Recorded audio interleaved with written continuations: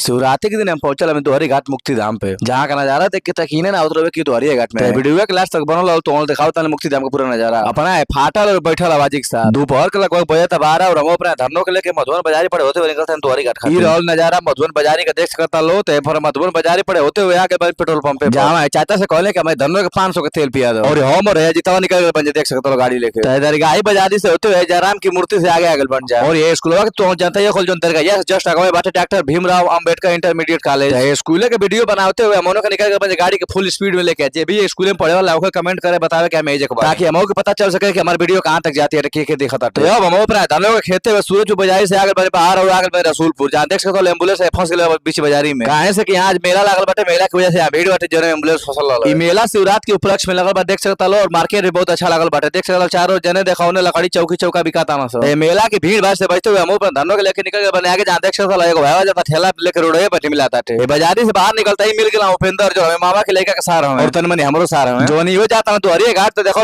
गाड़ी पर उतार के चलवा के बैठा दे इनकी गाड़ी पर और निकल के दोहरी घाट और ये खाली खाली रोड पे सना ना पीरी दी गाड़ी खेलते हुए पहुंचे थे देखो आजमगढ़ रोड पर दोहरी घाट की बजाय से बहरे बहरे 60 का रास्ता है 60 का रास्ता पकड़ के अइले से बहुत ज्यादा समय का बचत हो जाला कहां कि शिवरात्रि की वजह से दोहरी घाट में बहुत ज्यादा ट्रैफिक लगा होती ट्रैफिक से बचते हुए हमनो आगे बने देख सकता लोग गेटे पर और फाइनली पहुंच चुका बने मुक्ति धाम पे जहां देख सकता लोग सब लोग आइल बाटे हमनियो के पर धनों के खड़ा करके गेटे से अंदर हेला था और करावत तो लोग महादेव जी के दर्शन जा देख सकता सामने महादेव जी वाले आज की शिवरात्रि की मेला में बहुत लोग आइल जो हमके जाने वाला होई तो भैया जी जानत रहो पहुंचल रहो कमेंट जरूर करी कि हम आइल नहीं और अब हमनियो को चलते हैं पार्क के घूमे खाते हैं देख सकता लोग सब भक्त लोग आइल बैठे जन बाबा के जल चढ़ावे खाते के बेल पत्र लेके आइल बा के फूल लेके आइल बा के कुछ बा है देख सकता चारों बेल पत्र चढ़ावल गइल बा सब शिवलिंग पर और अब हम गुफा वाला रास्ता से होते हुए चलते हैं ऊपर गुफा के अंदर देख सकता लोग कितना अंधेरा बाटे एमे लोग बच के आवता हम बचते हुए पहुंचल बानी ऊपर और ये ऊपर होता है गणेश जी का दर्शन है नहीं सब लोग बप्पा के पप्पा का दर्शन करे खातिर लाइन में लागल बाटे मतलब शंकर जी के और ई रहल ऊपर से पार्क का नजारा देख सकता लोग कैसा दिखा था पार्क ऊपर से तो वाकई में बहुत खूबसूरत पार्क दिखा था एकदम ड्रोन शॉट नियर ऊपर से 3-4 को वीडियो बनवाने के बाद और बारी अगर नीचे गलेगा तो हम नीचे आ चुकल बन देख सकता लोग और बारी अपनी चलवा खोजल के चलवा पता ना कहां हेरा गेल बाबा सब तो बड़ी खोजले के बाद पता चल लगे चला था हमारे बाबा जब फोटो खिंचावता ना सर और पता ना कैसे कैसे अपन आईडी फॉलो करावता ना सर वो करा बात हम ऊपर चेलर के लेके आगे जाते हैं जहां सामने देख सकता भाई लोग मिल गेल बा लो 12वीं के छात्र हलो और आज नौ के विदाई हो गेल बाटे सही देख सकता लोग कपड़ा पर अपन नाम लिख ले